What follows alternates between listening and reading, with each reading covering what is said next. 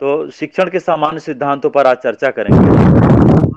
जैसे यहाँ पर यह है कि कुछ नियमों का हम लोग सामान्यतः पालन करते हैं और उनके पालन के फलस्वरूप देखिए आपको प्रिंसिपल भी पढ़ना, थियरीज भी पढ़ना है।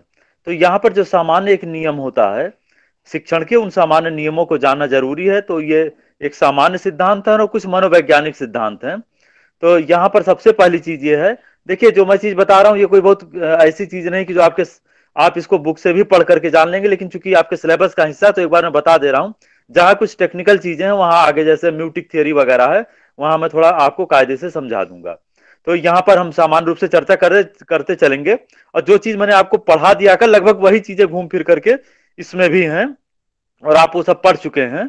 तो एक तो सबसे पहला जो इसका सिद्धांत है वो निश्चित उद्देश्यों का सिद्धांत या निश्चित उद्देश्यों का नियम है। आप लोग जानते हैं कि जब तक शिक्षण में हम कोई पर्टिकुलर उद्देश्य नहीं निर्मित कर लेते हैं, तब तक ना तो टीचर अपना काम कर सकता है, ना स्टूडेंट अपना काम कर सकता है, ना ही शिक्षण की प्रक्रिया को सुचारू रूप से संचालित किया जा सकता है। क्योंकि उद्देश्यों के निर्धारण के बाद ही टीचर क्या करता है कि कैसे वो शिक्षण करेगा, इसके बारे में इस चीज को वो निर्धारित करता है कि वहां पर किस कंटेंट की आवश्यकता है, किन टीचिंग एड्स की आवश्यकता है और किन टीचिंग स्किल्स और व्यूह रचनाओं की आवश्यकता है। तो शिक्षण के उद्देश्य का निर्धारण होना जरूरी है, उसके बाद ही जो हो जाएगा ये शिक्षण का कार्य हो पाएगा। फिर दूसरी चीज क्या है, अनुकूलता का सिद्धांत।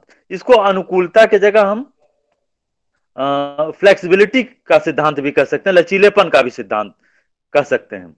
तो शिक्षण के अंतर्गत देखिए जो कुछ भी हो सकता है कि कहीं का सिलेबस बहुत कठिन हो, तो आवश्यकता के अनुरूप बच्चों को ध्यान में रखते हुए हम क्या कर सकते हैं कि उसको थोड़ा फ्लेक्सिबल कर सकते हैं, इसको थोड़ा अनुकूलित कर सकते हैं। जहां पर कोई टीचर है वहां की जैसी परिस्थितियां हैं, उन परिस्थितियों के अनुरूप वो क्या कर सकता है, अपने टीचिंग स्ट्रेटजी को, अपने ऑब्जेक्टिव्स को थोड़ा बहुत क्या कर सकता है, चेंज कर सकता है। तो फ्लेक्सिबिलिटी अगर नहीं रहेगी तो वो भी शिक्षण सफल नहीं हो पाएगा। फिर अगली चीज जो है सक्रियता का सिद्धांत, सब आपके बुक में दी गई, कोई नई चीज नहीं बता रहा हूं, बस थोड़ा एक्सप्लेन कर रहा हूं। तो सक्रियता स्वाभाविक सी बात है कि शिक्षण कोई पैसिव वर्क नहीं है। शिक्षण में कोई शिक्षण तभी सफल हो सकता है जबकि टीचर के साथ साथ ही पूरा क्लासरूम क्या हो, वो सक्रिय हो। आप लोगों ने पढ़ा होगा शायद, मैडम आप लोग को लर्निंग थियरीज पढ़ा रही होंगी, थॉर्नडाइक के 3 नियम बताया होगा उन्होंने आपको पढ़ाया गया कि नहीं अभी अभी? नहीं पढ़ा है, अभी नहीं पढ़ाए थे। हाँ, है। सर अभी तो तैयारी तो थी चल रही वहां है। पर 3 प्रमुख नियम और 5 5 गौण नियम हैं।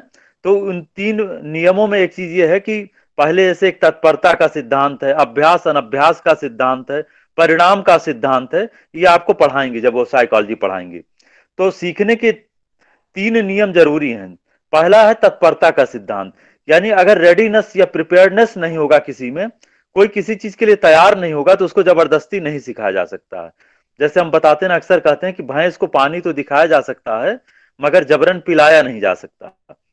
तो यहां पर बिल्कुल टीचर भी टीचिंग कंटेंट को प्रेजेंट तो कर सकता है, लेकिन बच्चे को अधिगम तब तक नहीं होगा जब तक वो उसके लिए खुद प्रिपेयर ना हो। तो ये यहां पर क्या है कि बच्चों को प्रिपेयर करने के लिए सक्रिय करना जरूरी है, और वो सक्रियता इंटरेक्शन से आती है, म्यूचुअल इंटरेक्शन से, पारस्परिक अंतर क्रिया के द्वारा। तो यहां पर बच्चे को सक्रिय भी रखना है, और सक्रिय रखने के अन्य तरीके भी हैं।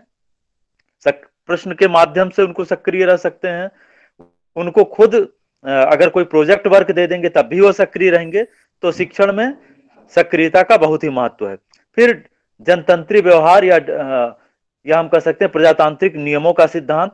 तो सबसे बड़ी चीज है क्लास को डेमोक्रेटिक होना चाहिए, यानी टीचर बहुत अकड़ू प्रवृत्ति का नहीं होना चाहिए। कितना अकड़ू है कि बच्चे आते ही भयभीत हो जाएं। जैसे होता है ना कि कुछ क्लास में कुछ टीचर है कि हम लोग पढ़ते रहेंगे हाई स्कूल में, या आप लोग भविष्य में जब शिक्षक बनेंगे, भाई बीएड करने का यही उद्देश्य है, और अच्छी चीज किसी उच्च पद पर जाइए, मेरी शुभकामना है आपके साथ।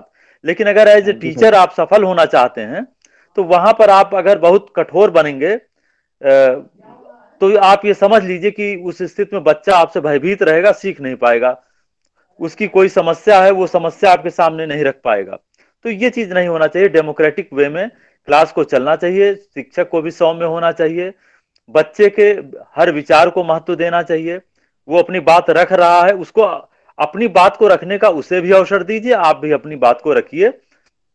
अगर उसके विचार में कहीं कुछ त्रुटि है या जो कुछ भी वो चीज विषय से संबंधित चीजों को रख रहा है तो आप उसको करेक्ट कर दीजिए। ये नहीं कि पता लगा कि कुछ बातें उसकी सही हैं और कुछ बातें गलत हैं, तो जो बातें सही हैं उसकी आप प्रशंसा करिए, और जो बातें त्रुटिपूर्ण है उसको विनम्रता के साथ जो है कि नहीं, यहां पर आप ये रीजन दे करके आप उसको बता दें कि यहां पर ये त्रुटियां हैं, इसको करेक्ट करने की जरूरत है, ना कि उसको फटकार लगा दीजिए उसके लिए। तो डेमोक्रेटिक वे में, यानी यहां पर जनतंत्रीय शिक्षा का नियम भी लागू होता है। फिर पूर्व अनुभव का सिद्धांत है। देखिए, टीचिंग का जो इनिशिएशन होता है, किसी भी शिक्षण में जो शिक्षण का प्रारंभ होता है वह पूर्व अनुभव पर ही आधारित होता है। सबसे पहला काम शिक्षक का क्या है कि बच्चे के पूर्व ज्ञान को नवीन ज्ञान जो आप देने जा रहे हैं उससे जोड़ना। तो यह नियम ये कहता है कि बच्चे के को जो नवीन ज्ञान आप देने जा रहे हैं, नया ज्ञान देने जा रहे हैं, आप उस नए ज्ञान से पहले उसकी पृष्ठभूमि में जाइए और बच्चों को देखिए, उससे जोड़िए कि उससे रिलेटेड चीजें उसको पता है कि नहीं है, या जो रिलेटेड चीजें पता है उससे जोड़ते हुए तब नए टॉपिक पर आप आइए। तो यह भी शिक्षण का एक सामान्य सिद्धांत है। और इवन की टीचिंग स्किल्स जब आपको पढ़ाया जाएगा तो वहां पर इंट्रोडक्टरी स्किल पूरी तरह से इसी पर आधारित है कि बच्चे को के पूर्व ज्ञान को जो पढ़ाने जा रहे हैं उससे आपको जोड़ना है। अब कैसे जोड़ना है, ये स्किल आप में होनी चाहिए। कोई जरूरी नहीं है उसके सामान्य जीवन से प्रश्नों को लेकर के आप जोड़ सकते हैं, जिस चीज को जानता हो क्रमबद्ध तरीके से आप जो है पूर्व ज्ञान से नवीन ज्ञान की तरफ बढ़ते हैं। तो यह भी एक महत्वपूर्ण सिद्धांत है।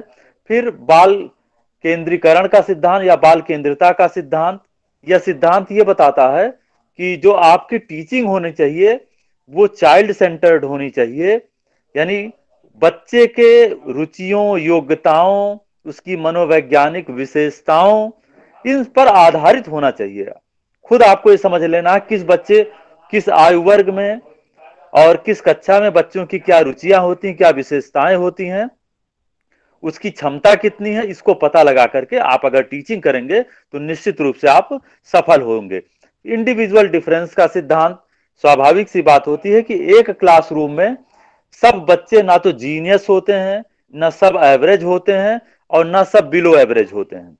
उनमें डिफरेंसेस पाया जाता है, सबकी रुचियां, योग्यताएं, क्षमताएं, बुद्धि, हर चीज में अंतर पाया जाता है, उसके व्यक्तित्व में अंतर पाया जाता है। तो आप एक टीचर तभी सफल होगा जब उनके इन इंडिविजुअल डिफरेंसेस को ध्यान में रखे। इवन कि बहुत बच्चे हैं, ये डिफरेंस अन्य रूप में भी हो सकता है, जैसे कुछ लोग किसी प्रकार की विकलांगता से ग्रसित हो सकते हैं, किसी को दूर मतलब थोड़ा देखने में दिक्कत होती, उनको आप नजदीक बैठाएंगे, किसी को सुनने में दिक्कत होती, ऐसे बच्चों को आगे बैठाएंगे आप, जिसको ऊंचा सुनाई पड़ता है। अगर इंस्ट्रूमेंट उपलब्ध करा सकते हैं तो उसका भी ध्यान रखेंगे। तो यहाँ हर चीज को ध्यान में रखते हुए, व्यक्तिगत भिन्नताओं को ध्यान में रखते हुए, जो शिक्षक होता है वो अपने शिक्षण को औसत रखता है। प्रयास यही होना चाहिए कि न बहुत तीव्र गति से पढ़ाया जाए, न बहुत मंद गति से पढ़ाया जाए। अगर आप औसत गति से चलते हैं तो उस स्थिति में लगभग लगभग हर बच्चे अधिकतम उसको ग्रास्प कर लेते हैं, पूरी तरह से ग्रहण कर लेते हैं। फिर अगली चीज आती है वह समन्वय का सिद्धांत या कोरिलेशन का सिद्धांत, प्रिंसिपल ऑफ कोरिलेशन। हमने आप लोगों को पढ़ाया था समन्वय के संदर्भ में।